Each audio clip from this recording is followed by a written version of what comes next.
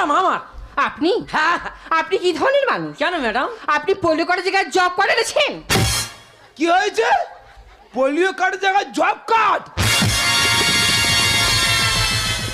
এই তোরা দুই লোকে কি নার্সিং হোমে মাটি কাটতে আইছি?